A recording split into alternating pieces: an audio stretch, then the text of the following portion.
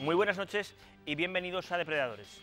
En la sesión de hoy tenemos un caso especialmente delicado que tratar, ya que los autores del crimen, el asesinato de un bebé de 2 años, son 2 niños de 10. Todo un récord en el inicio del crimen. Comenzamos.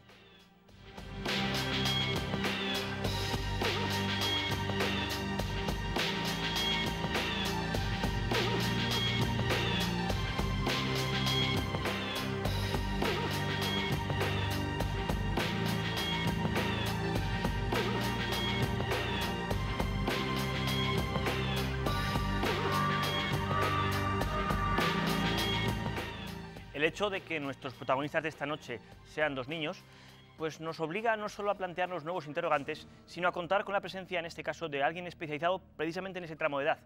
Por eso hoy nos acompaña, además del doctor Paumar. Buenas noches, César. Buenas noches, David. La doctora Maite Zapata, precisamente psiquiatra infantil. Buenas noches. Buenas noches.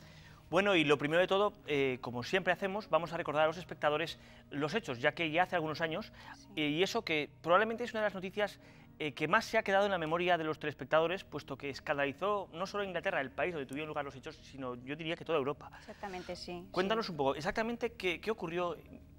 Exacto, a ver. Pues lo que sucedió fue el 12 de febrero de 1993, cuando en Inglaterra, concretamente en un barrio de Liverpool, 2 niños de 10 años, que se llamaban Robert y John, se dirigen, bueno, deciden hacer novillos de clase, eso es lo primero. Entonces se dirigen a un centro comercial y allí, después de realizar una serie de pequeños robos, ven a un niño que está solo, que su madre lo había dejado, yo creo que por espacio de menos de 1 minuto, en la puerta de una tienda. Sí, en un centro comercial. Y allí en una de las tiendas pues ven al niño, lo cogen, se lo llevan y luego con él pues recorren, yo creo que como 2 o 3 kilómetros atravesando calles de la ciudad hasta llegar al lado de una vía férrea donde lo torturan hasta matarlo, pero a base de echarle pintura por encima, ponerle unas pilas, pegarle con una barra de hierro, tirarle piedras, vamos, algo tremendo. Brutal. Y al final acaban matándolo allí. Sí, lo fallece y lo dejan ahí, abandonado. Asombra, por tanto, no solo la edad de los asesinos, sino, digamos, el ensañamiento que se utiliza para acabar con él. Pronto hablaremos de temas tan inquietantes como si eso pudo estar premeditado o no, porque verdaderamente llama la atención. Como muy bien dices, como muy bien ha dicho la doctora Zapata, ellos en principio solo habían planteado pues, hacer novillos, saltarse las clases, pero acabaron haciendo algo tan brutal, ese secuestro. Vamos a ver primero la ficha de los 2 niños que cometieron esta atrocidad. Nombre: Robert Thompson y John Venables. Edad en el momento del crimen: 10 años. Número de asesinatos: 1. Lugar del crimen: centro comercial de Bootle Street en Merseyside, Liverpool. Naturaleza del crimen: torturas, infanticidio.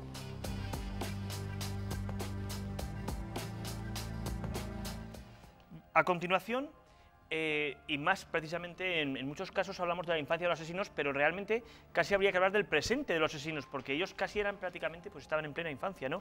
Pues ¿Qué sí. Nos puedes contar, Maite, de la vida de estos niños? Pues la verdad es que sí que tenemos datos de la corta, pero yo creo que no muy buena vida de estos 2 chicos. Además, en este caso yo creo que es muy importante hablar de todo aquello que conozcamos, porque por lo menos desde la psiquiatría, cuando vemos estos problemas de conducta tan extremos, una cosa que nos interesa saber es qué posibles factores han incrementado la probabilidad de estos comportamientos. Tanto factores pues, como pueden ser simplemente el género, el hecho de que hayan sido niños y no niñas, ya que en las niñas esto suele ser pues, no improbable, pero sí más infrecuente, como otros datos ya más de tipo ambiental, como puede ser sobre todo el tema familiar. En el caso de Robert sabemos que su madre procedía de una familia donde el padre era un alcohólico maltratador y que además se casa pronto para salir del domicilio paterno y además se casa con una persona que es también un maltratador y un alcohólico y que además abandona a su familia pues cuando Robert era muy joven, yo creo que no tendría más de 6 o 7 años. Perdona, hemos visto al principio las imágenes de los asesinos y la última imagen era la de la víctima, el pequeño Bulger. Sí, perdona. Exactamente, sí, que solo tenía 2 años además. Bueno, pues aparte de esto, aparte del abandono del padre, sabemos que luego la madre pues, tuvo, claro, muchas dificultades económicas y que eso le obligaba a trabajar, con lo cual el tiempo que pasaba con sus hijos era muy poco y además la misma madre también, otra parte del tiempo lo gastaba en los bares porque tuvo también un problema de alcoholismo. No solamente se acaba ahí el tema familiar, sino que Robert era el quinto de 7 hermanos. De esos 7 había uno que era prácticamente un bebé, que yo creo que le había restado el poco tiempo que le podía prestar atención su madre, y luego el otro, que tenía un año menos que Robert, incluso tuvo que intervenir servicios sociales porque parece que había un maltrato de Robert hacia este niño. Es decir, había algo más que los celos entre hermanos y las típicas peleas entre hermanos, y se tuvo que llegar incluso pues a mirar qué es lo que estaba sucediendo. Pero es que los hermanos mayores de Robert, de los 4, 3, todos menos el segundo, también habían tenido contacto con la policía y habían tenido contacto con servicios sociales precisamente por conductas de tipo agresivo, algunos de ellos contra Robert, pero también contra otras personas. Habían tenido algún delito incluso de abuso sexual, alguno había tenido algún intento de suicidio. Vamos, una familia donde yo creo que la violencia debía ser la norma y el pan de cada día. Llama la atención que el segundo no se refiere a nada de él y que incluso se marchó muy pronto de casa, yo creo que para alejarse precisamente de ese medio ambiente, y también eso nos lleva a pensar cómo, a pesar de las circunstancias difíciles, hay personas pues que no tienen por qué acabar con este tipo de comportamientos, porque hay también factores protectores que nosotros los englobamos en un término que se denomina resiliencia, que puede ayudar a que esto no sea así. Pero aparte de la familia, también tendríamos que contar otras cosas, y es el tema de las relaciones sociales. Ahí Robert también fallaba, era un chico más bien aislado, solitario, que incluso había tenido un cierto rechazo, y que yo creo que podemos considerar a John como prácticamente su amigo y su compañero de andanzas. Y luego también, con respecto al tema del colegio, había un fracaso escolar, había tenido que repetir, pero yo creo que no tanto por falta de capacidad, que sí que la debía tener, sino porque tenía continuas faltas de clases. El asentismo escolar era, vamos, tremendo. Yo creo que faltaba más del 50% de los días que tenía que ir. Y otra cosa que también yo creo que es importante resaltar es acerca de sus rasgos de temperamento y carácter, porque este era un chico que lo describían como muy astuto, como frío, que tendía normalmente a echar las culpas fuera. Esto de Robert. Luego tendríamos a John. John tiene algunos puntos comunes y algunos puntos diferenciales. La verdad es que la madre de John provenía de una familia donde el padre era muy autoritario, muy rígido, y también se casa pronto, pero con un hombre que es justo todo lo contrario, una persona bastante débil y bastante condicionada a lo que decían los demás. Esta familia tiene 3 hijos y John es el que está justo en el medio. De por sí los medianos... Lo estamos viendo además en la fotografía a la izquierda. Sí, ese Ahí es. está John, sí. Pues de por sí, el que está en el medio se suele decir que es al que menos atención se le da, por el puesto que ocupa. Pero es que además en el caso de John se unían otras circunstancias, y es que tanto su hermano mayor como su hermana pequeña habían nacido con unas ciertas deficiencias, lo que hacía que requiriesen de necesidades educativas especiales. Pero también el hermano mayor asociaba a estas deficiencias un trastorno de conducta que debía ser bastante severo, que se traducía en raptus de furia tremendos, dirigidos contra todos, pero entre ellos también contra John, y que además eso obligó a los padres pues, a prestarle una atención total, y eso también implicó que John, que era el más sano de los 3, pues fuera el más desatendido. A nivel de las relaciones, al igual que hemos dicho con Robert, este chico también tenía problemas con los iguales, pero de diferente tipo, porque lo que le pasaba a John es que estaba continuamente metido en peleas. Tenía muy poca capacidad de control, una baja tolerancia a la frustración, y entonces pues discutía muchísimo. Y en el colegio también había tenido un fracaso, tuvo que repetir curso, el mismo curso que Robert, pero una cosa que llama mucho la atención es la descripción que hacen los profesores y la gente que le conocía de cómo era este chico, y es que nos lo describen como una persona pues muy impulsiva, que no pensaba nunca sus actos, una persona que era muy movida, una persona que era muy inatenta también. Nos dicen de él que tenía... Eso encajaría con su agresividad, ¿no?, en las peleas, sí, y demás, una persona impulsiva. Exactamente, no puede frenarse y además ante el mínimo estímulo responde. Y además también decían eso, que claro, que tenía unos arranques de furia tremendos, incluso unas conductas extrañas que los profesores no entendían, porque en medio de la clase se podía poner a gemir, a gritar, a interrumpir, y dentro de estos ataques de furia algunos eran contra él mismo, es decir, de repente decían que podía ser que imitara las conductas del hermano, porque se podía tirar contra una pared y golpearse la cabeza, tirarse al suelo, e incluso ya tenía algún antecedente de agresión a algún compañero, de casi asfixiarlo con una regla contra la pared si no llegan a intervenir un par de profesores a separarlo y a cogerlo.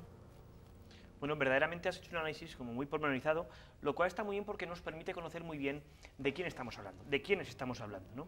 Tanto John como Robert, nos encontramos pues ante dos personas que cumplen ese denominador común que hemos descubierto en muchos crímenes, en muchos asesinos, la cuestión de la infancia problemática, con que habíamos visto, además, César, efectivamente, ¿te acuerdas que un montón de cuestiones, como de déficit afectivo, que parecen ese denominador común?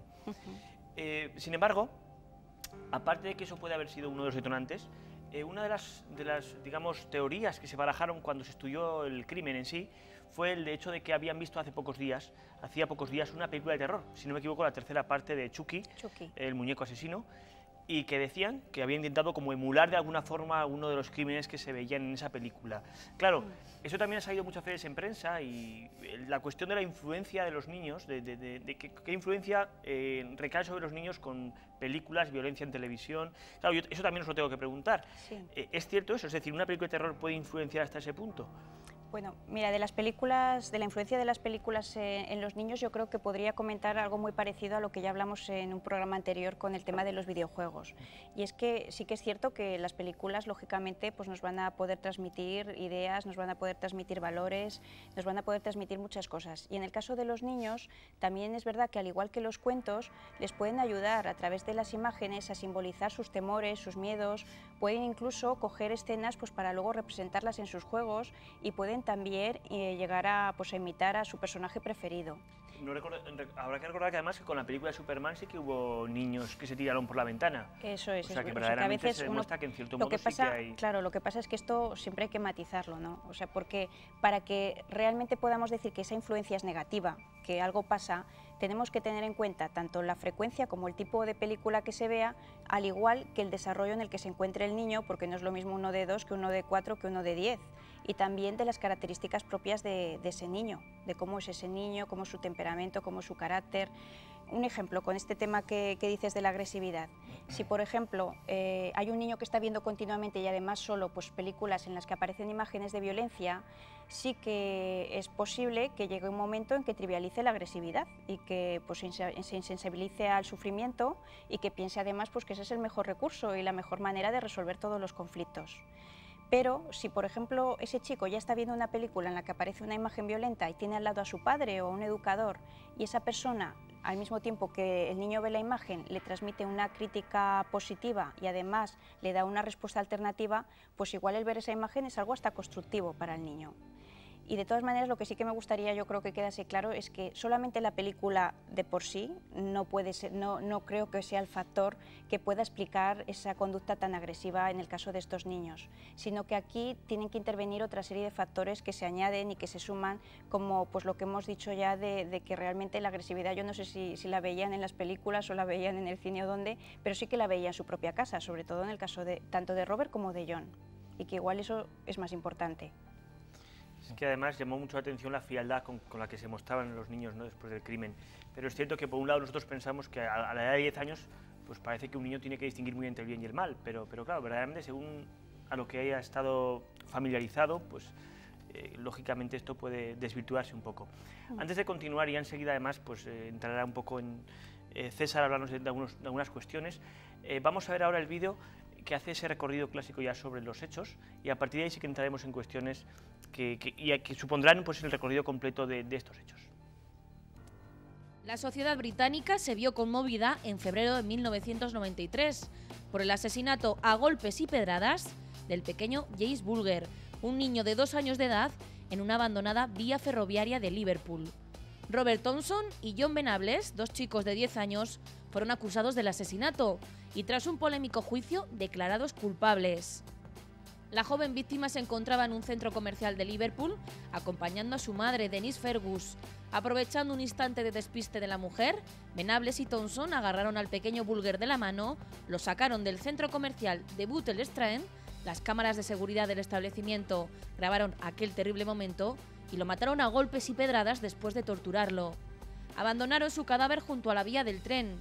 Como luego se comprobó, los 2 chicos asesinos estaban copiando la escena final de una conocida película de terror que habían visto días antes. Tras la sentencia de culpabilidad, Robert Thompson y John Venables fueron condenados a 8 años de reclusión. En la primavera de 2001, cuando se debía considerar su posible liberación, un eminente psicólogo evaluó a ambos. Describió a Thompson como un niño que había aprendido a desconectar emocionalmente por los traumas que había sufrido de pequeño, sobre todo el abandono de su padre, que les dejó cuando tenía 6 años, y la violencia que había visto en casa antes y después de eso. Los paralelismos con Venables resultaban evidentes. Ambos tenían problemas en su casa, un entorno violento donde se abusaba del alcohol, graves conflictos entre sus padres, hermanos con dificultades de aprendizaje y además sufrían el acoso de sus compañeros. Desde que quedaron en libertad condicional hace 5 años, Thompson y Venables han llevado una vida tranquila y equilibrada. El primero trabajó en una tienda durante un tiempo y luego en un local público. Ambos tienen nueva identidad, aunque mantienen un contacto frecuente con los funcionarios que les vigilan. De hecho, estarán vigilados de por vida. Ya no son Venables y Thompson, pero en el fondo siguen siendo y serán por siempre los asesinos de James Bulger. Denise Fergus, la madre de la víctima, se sigue quejando. Hasta que los encerraron, no eran ni siquiera conscientes del mal que habían hecho.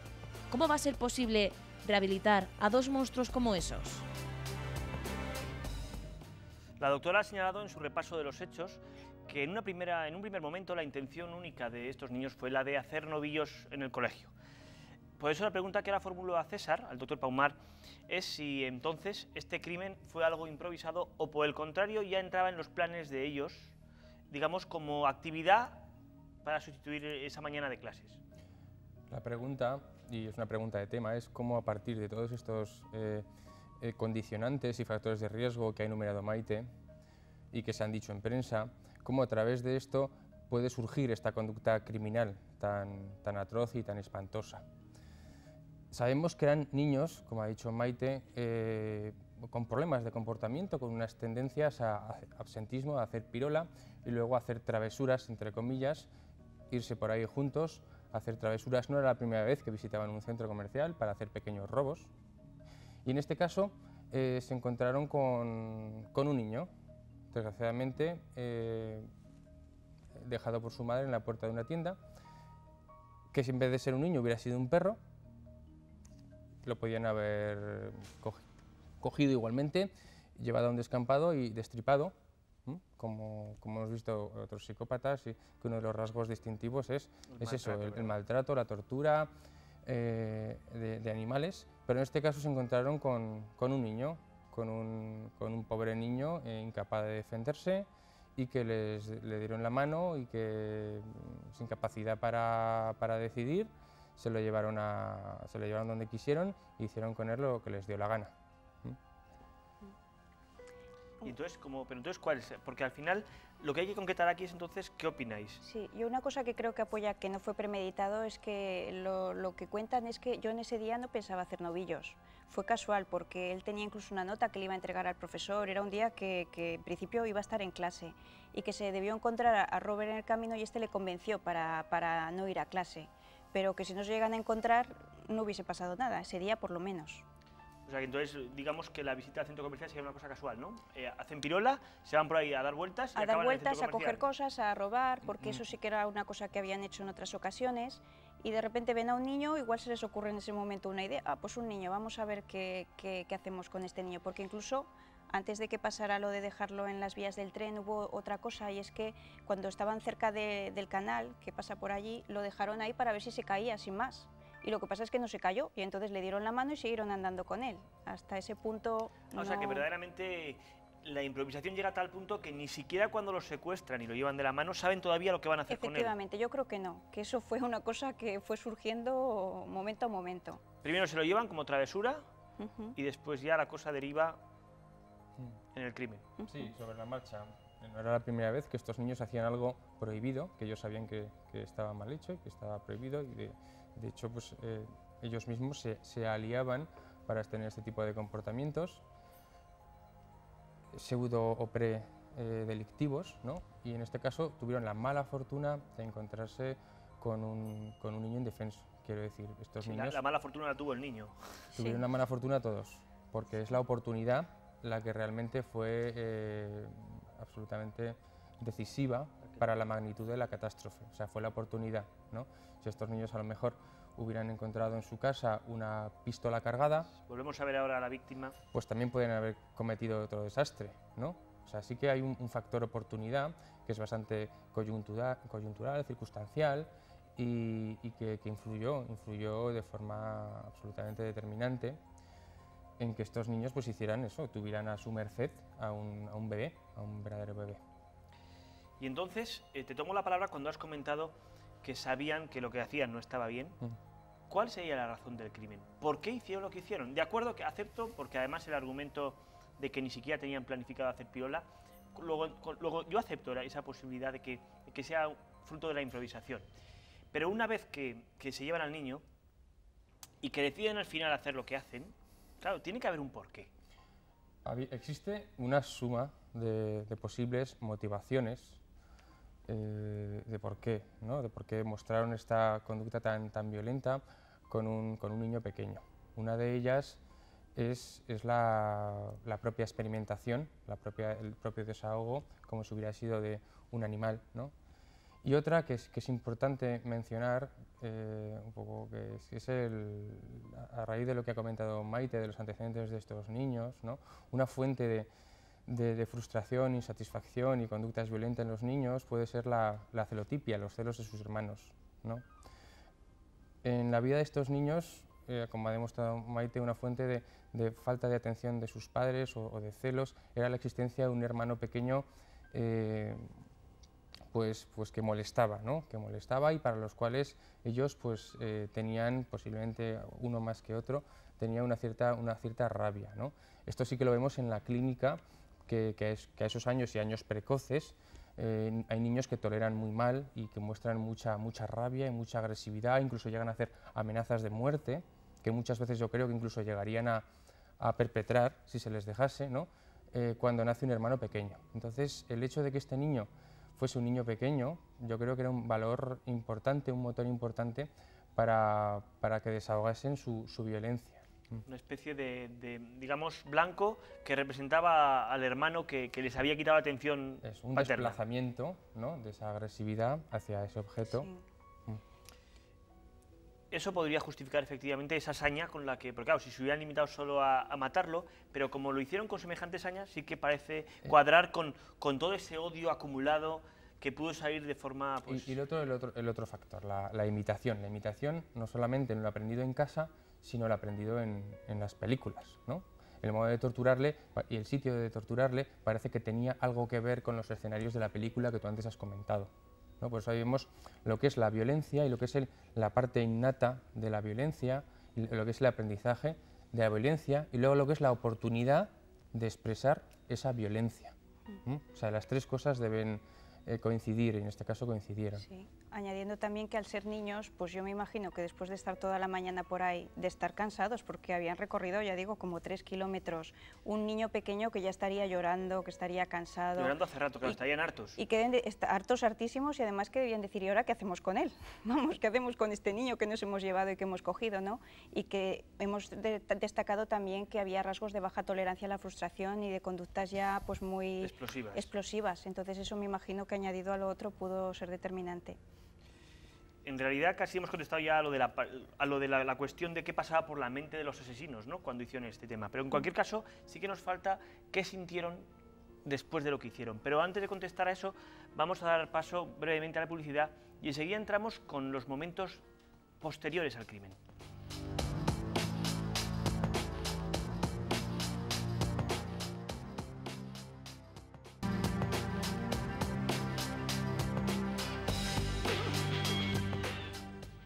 Los niños asesinos dan rienda suelta a su rabia, fruto de pues, ese camino con el bebé, hartos ya sin saber cómo continuar, y efectivamente llevan a cabo no solo la matanza, sino incluso la tortura. Pero ¿qué ocurre después? Cuando ya el niño está muerto, cuando ya sus ánimos se han calmado, porque lógicamente cuando hay un ataque de rabia, una vez que uno lleva a cabo pues, esas barbaridades, se tranquilizan. ¿Y entonces qué? Pues en el caso de estos niños, una cosa que sorprendió y que también llamó mucho la atención era que aparecían aparentemente fríos. O sobre todo uno de ellos, sobre todo Robert. Incluso una vez que los detuvieron y que tenían pruebas contra ellos, ambos siguieron mintiendo y mintiendo y negando, bueno, más John que Robert. Robert enseguida confesó que había sido, pero sobre todo su compañero, que había sido John, hizo lo que hacía siempre, echar culpas fuera y echar las culpas al otro. Y John se dedicó pues a mentir y a negar que él había participado en algo semejante, incluso a inventar una salida totalmente fantasiosa y alternativa a lo que realmente había sucedido. Entonces, claro, el tema sería cómo explicar esto, ¿no? Me imagino que esa será la...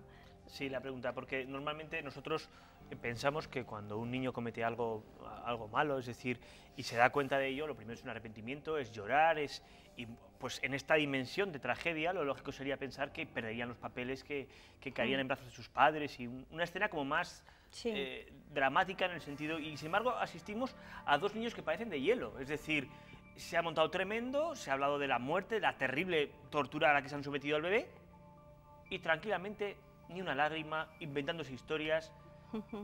Nosotros esperamos una reacción que no tiene lugar. Sí. No parecen niños de piedra, más que de... Sí, ¿Cómo es posible?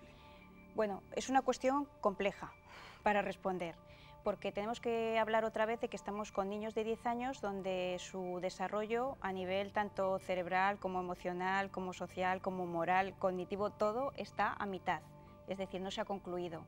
Y esto, por supuesto, es determinante. Tendríamos que analizar individualmente a estos niños en todos estos aspectos para saber en qué punto se encontraban. Lo que, por lo visto, es seguro, más que nada porque lo comentaron los psiquiatras que valoraron a los niños en el juicio, es que en el momento de cometer el crimen ambos sabían distinguir el bien del mal y ambos eran conscientes de sus actos. Eso sí que lo dijeron. Pero claro, esta es una respuesta muy simple. A mí sí que me gustaría matizar un poquito más, pues por un lado, teniendo en cuenta lo que sabemos de la moralidad, que la moralidad no es algo que tengamos, es algo que aprendemos, es algo que vamos avanzando por unas fases hasta alcanzar la fase de la moral adulta, que no todo el mundo llega hasta allí, pero que se debería, y que sabemos que en los niños menores de 10 años no saben distinguir el bien y el mal por sí mismos, sino que es algo que les viene impuesto desde fuera. Es decir, yo no hago algo que me han dicho que está mal, porque si no, mis padres me han dicho que está mal y además me castigan. Pero cuando un niño tiene 10 años, en principio sí que ya debería haber internalizado estas normas y, por tanto, responde de una manera diferente, aunque es todavía una moral muy inmadura. En el caso de Robert y John, nos dicen que sí que habían alcanzado este estadio, que eso lo sabían. Lo que pasa es que para poder hacer un juicio moral correcto es también necesario un buen desarrollo cognitivo y dentro de eso sobre todo lo que llamamos nosotros el pensamiento de perspectiva. Y eso consiste en que uno tiene que tener la capacidad de ponerse en el lugar del otro, porque si no, ¿qué juicio moral vas a hacer tú si no eres capaz de ponerte y ver qué va a sentir el otro con las consecuencias de tus actos? Y yo creo que esto se lo podríamos aplicar a Robert, sobre todo. Pero es muy duro eso de decir que ellos no son... Vamos, no sé si tu argumentación, que es muy interesante, va a terminar diciéndonos que esos dos niños, a pesar de haber llegado a ese estadio que dices de moral, no eran capaces de ponerse en lugar de la víctima, porque es difícil pensar que un niño de 10 años no es consciente de lo que está haciendo y del daño que está haciendo. Pues en el caso de Robert, porque ahora prefiero hablar en esto, yo creo que pondría más a Robert, sobre todo. Y yo creo que sí que se puede afirmar, porque incluso en otras personas que han cometido actos ya de mayor, que habéis descrito aquí, sobre todo a través de César, esto no se había adquirido todavía, y no tenían 10 años, tenían 30, 40, y no eran capaces de ponerse en el lugar del otro. Hay gente que no logra aprender eso, que nunca llega a ese nivel, y en el caso de Robert yo pienso que era así, con lo cual él no podía arrepentirse, pues porque esa capacidad no la tenía. Pero en el caso de John lo veo diferente. Estos son hipótesis mías, vamos, porque claro, lógicamente... Sí, es un caso que hoy día está prácticamente... Eso es, porque no se valoró nada de esto, no conocemos datos con respecto a esto. Pero sí que decían que John mostró más arrepentimiento, que lloraba mucho, que por eso que fantaseaba más. Entonces, en John podríamos buscar otras explicaciones. Una de ellas podría ser que al darse cuenta de lo que había sucedido, pues prefiriera hacer un mecanismo que nosotros hablamos como de disociación e inventarse una realidad diferente y paralela en su fantasía como protección para ayudarse, porque no podía soportar la realidad. Pero otra teoría podría estar relacionada también con lo que significan las mentiras para los niños a los 10 años. Y es que a los 10 años los niños ya han descubierto una cosa, y es el poder de las mentiras. Saben que con las mentiras pueden conseguir muchas cosas, pero también saben que pueden evitar castigos. Y lo normal es que también a los 10 años, pues a través de los padres, de otros educadores, los niños sepan que tiene más valor la recompensa de decir la verdad que no seguir mintiendo. pero esto no ocurre siempre. Hay familias en las que esto no pasa y eso se traduce en que son niños muy mentirosos que a pesar de que el padre les muestra hasta el vídeo donde se ve que han hecho algo incorrecto, ellos siguen negando y negando y negando y negando hasta el final. Vamos, no te dicen nunca que eso no es así. Yo creo que teniendo en cuenta que la familia de Robert, su madre era una mujer, pues ya digo, muy autoritaria, muy firme, que posiblemente no le gustaban nada las transgresiones a las normas, pues que en ese momento en que lo estaban interrogando, que John tuviera tanto miedo a las consecuencias y al castigo que le esperaba por el hecho que había cometido, porque sí que sabía que era algo malo, que prefiriese persistir en la mentira porque igual creía que de esa manera iba a conseguir al final librarse de... Claro, una visión infantil correspondiente a esas edades. Exactamente. Claro, esto va justificando algo que llamaba mucho la atención también, porque nosotros como adultos enseguida nos imaginamos que solo la presencia de un policía interrogando o algo así ya pues te intimida. Y claro, imaginar a 2 niños de 10 años pues con policías y sin ningún problema, pero bueno, al menos uno de ellos por lo menos sí que se resquebrajó un poco y lloró y demás. Es una cosa espectacular. Con respecto al impacto social, porque claro, es un crimen que, dadas las circunstancias, pues dio casi la vuelta al mundo, diríamos, y provocó una reacción social tremenda. Aquí, César, te puedo preguntar a ti, ¿cómo vive la sociedad algo así? Algo, además, no solo la europea, yo creo que la inglesa especialmente, porque es como pensar, entre nosotros han salido 2 niños capaces de hacer esto. Parece que, claro, la sociedad también se siente un poco como culpable, ¿o? Pues la sociedad en este caso reaccionó de una forma excepcional, porque tanto penalmente como jurídicamente, como terapéuticamente, tomó una serie de medidas absolutamente extraordinarias y además en un principio desproporcionadas, en un principio de atribuirles o juzgarles como adultos, precisamente en función solamente de la variable de si eran conscientes de lo que hicieron, sin tener en cuenta otras, se les pretendió juzgar como adultos, creo yo que llevados un poco por el ejemplo, por dar ejemplo y por el escándalo social. Y luego, posteriormente, ante la intervención de no sé qué organismo... Sí, se recurrió a un tribunal europeo. Exacto. Sí, la Comisión de Derechos Humanos. Pues se tomó una dirección completamente opuesta, pero aplicando otra serie de medidas extraordinarias, en una rehabilitación específica, muy cara, que costó no sé si 3 millones de libras, o sea, se emplearon una serie de medios también absolutamente inusuales para tratarlos y para proteger su identidad en adelante, o sea, de ese momento en adelante. Supongo que la sociedad reaccionaría mal, ¿no? Quiero decir, porque a ti te dicen que a dos asesinos, aunque sean niños, les ponen, por ejemplo, 15 años de cárcel o de reclusión, y luego dicen pues que se les quitan esa pena por una pena mucho menor y demás. Y parece que hay gente que todavía muy dolida por esos actos tan tremendos pueda decir, pero bueno, ¿esto qué es, no? Sí. Al final nos va a costar dinero público pues la vida de estas 2 personas que han matado a un bebé. Sí, reaccionaron mal desde el principio, yo creo, porque, bueno, por un lado creó una sensación de histeria colectiva, porque las madres, muchas hasta abandonaron sus puestos de trabajo con el fin de poder vigilar más a sus hijos. Hasta ese punto se llegó, vamos, y no se atrevían a dejárselo a nadie, desconfiaban de todos, porque es que hasta el compañero de clase pues podía ser un posible asesino. Y luego reaccionaron muy mal contra estos chicos porque, claro, los veían como auténticos demonios. ¿Cómo podía ser porque incluso cuando al principio se supo de la desaparición de James, pues lo que creían es que había sido un pederasta. No se le pasó a nadie por la imaginación que eran 2 niños. Y cuando supieron que eran 2 niños, pues primero yo creo que debieron decir, no me lo puedo creer. O sea, fue una fase de incredulidad y luego pasó una fase en la que había una necesidad de que hubiera eso, lo que decía César, de un castigo ejemplar, de alguna especie de venganza, y que incluso repercutió tanto que las familias de estos chicos se tuvieron que cambiar de domicilio porque tenían miedo a las represalias, vamos, y agresiones contra ellos. ¿Y qué hacer? Me imagino que ahora, pues en las mentes de todas estas personas que intervinieron en el caso, seguiría todavía flotando el interrogante. ¿Qué primar más, si el castigo o la recuperación? Es decir, porque supongo que, y eso es algo que os pregunto, ¿no? Sobre todo para el tema de los niños. Ya en alguna vez ha salido el tema también incluso de la función de las cárceles como reinserción, es decir, la nula función que por otra parte deberían cumplir. ¿Qué ocurre con estos casos? Es decir, ¿qué debe primar la recuperación, la condena para castigo y que sirva como ejemplo? El castigo tiene un elemento de rehabilitación importante, no solamente de ejemplo y de, entre comillas, venganza, que debe ser lo que menos, ¿no? Pero sí que tiene un elemento importante a la hora de enseñar y de que esos niños aprendan, ¿no? O sea, eso es lo primero. En este caso, por eso digo, se tomaron medidas extremas, ¿no? Una de ellas, y que fue una de las que más controversias dio, fue precisamente, se dictaminó el silencio mediático. ¿Para qué? Para poder crear una situación de anonimato a estos niños y permitirles una segunda oportunidad, como nunca antes se había hecho, ¿no? Llevó esto a litigar a las agencias de prensa, incluso con el tribunal, o sea, llegó a eso, ¿no? ¿Por qué? ¿Por qué es tan importante esto? Pues porque yo creo que son dos cosas a tener en cuenta. Primero, el anonimato. El anonimato es donde se ampara el psicópata para aprovecharse por los demás, para aprovecharse de los demás. Es el gran aliado del psicópata para hacer daño a los otros. Solamente cuando la sociedad lo identifica es cuando la deja inerme y le puede neutralizar. Esto se conoce hace tiempo, se sabe que precisamente proliferan más las conductas psicopáticas en sociedades grandes, anónimas, e incluso se sabe que en personas que no son psicópatas sí que los comportamientos violentos se facilitan si no conoces, si no miras a la cara a la víctima. O sea, incluso se han hecho estudios y test experimentales en los que es más fácil atacar, insultar o herir a una persona sin verle la cara. Quiero decir que eso es importante.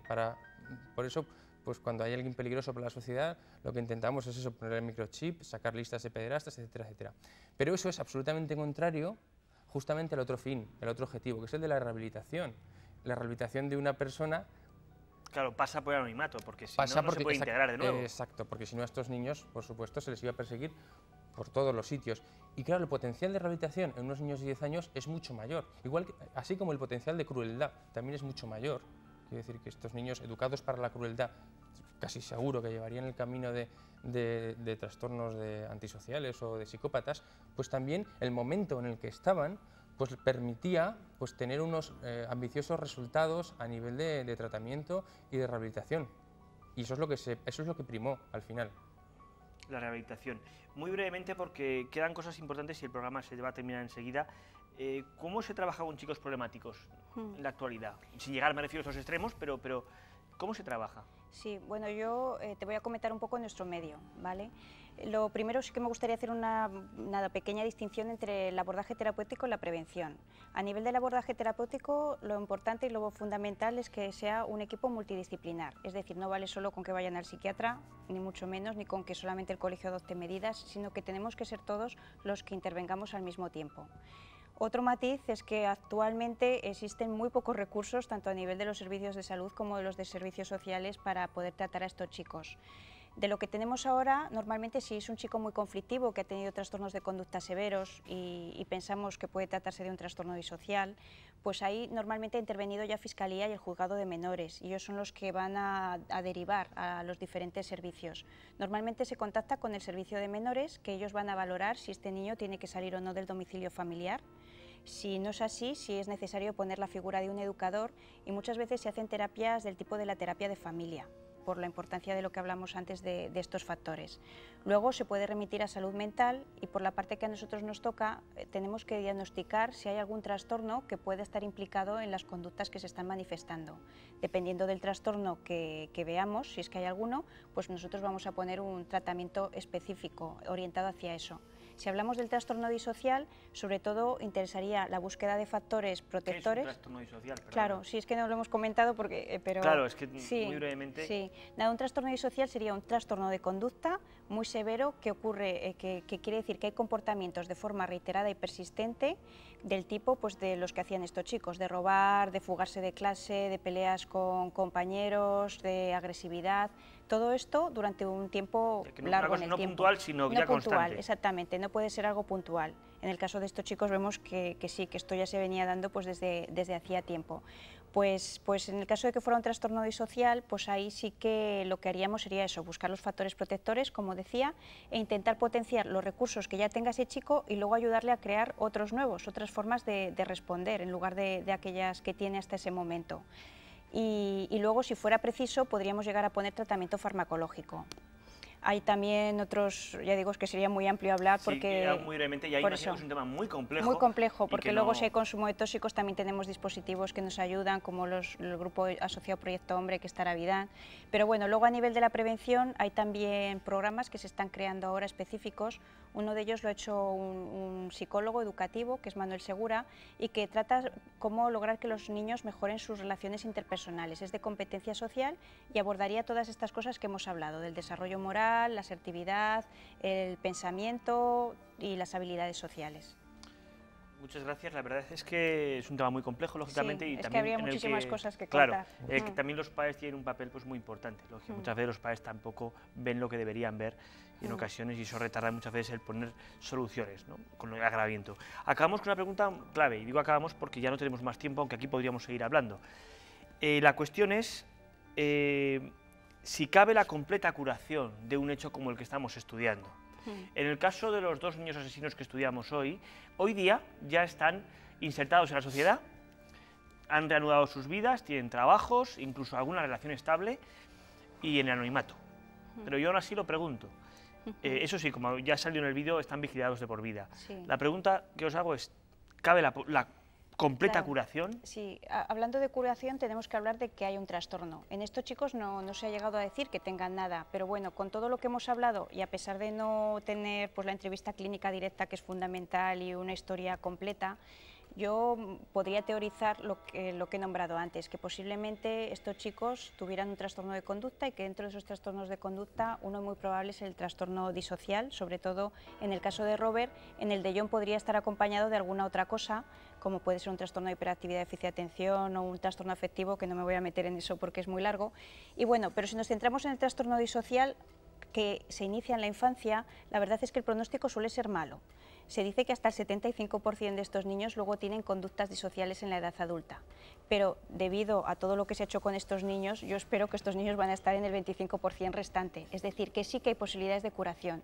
Y por lo menos en lo que a mí respecta como psiquiatra infantil, si a mí me llega un niño con estas características, yo pienso que puedo hacer algo por él. Nunca voy a pensar que no puedo hacer algo por él, no voy a tirar la toalla, eso sí que lo tengo muy claro, vamos. Bueno, un mensaje de esperanza, importante. Va a ser un buen experimento, ¿no?, la rehabilitación que se ha hecho con estos niños y ver si efectivamente les aparta del mal camino y se construyen unas nuevas personalidades, porque ellos iban dirigidos, como hablamos, tenían muchos factores de riesgo para acabar siendo psicópatas de mayores y delincuentes, y ver si estos medios realmente empleados pues han podido darles una segunda oportunidad. Puede ser muy interesante para que luego podamos valorar la efectividad de estas intervenciones, ¿eh? Lo que pasa es que actualmente no podemos saberlo porque, ya digo, está decretado el silencio y vamos, es ilegal, y pues también por eso se encuentra muy poco material de ellos en la red. Claro. El tiempo pues dirá si esas medidas han sido lo suficientemente contundentes y útiles. En cualquier caso, me atrevo a pensar que tampoco sería, quiero decir, definitivo el hecho de que fueran pues eficaces, puesto que no creo que ningún gobierno pueda asumir el gasto de dedicar 3 millones de euros o de libras por niño o por pareja de niños con problemas. Pero bueno, ya sería un primer paso. Muchísimas gracias tanto a la doctora Maite Zapata como a nuestro colaborador habitual César Paumar, porque este sí que era un caso incomprensible para un profano en la medicina y en el ámbito infantil. Sin vuestra ayuda hubiera sido imposible entender cómo es posible que dos niños puedan cometer semejante atrocidad. Os dejamos ya, hasta la próxima cita. Os recordamos, eso sí, nuestro correo electrónico depredadores@cztv.es para que sigáis con vuestros comentarios y vuestras observaciones. Ya, como dije en uno de los últimos programas, sí que vamos obedeciendo un poco a las propuestas que nos hacéis para tratar los casos, y os emplazamos a la cita de la semana que viene. Muy buenas noches.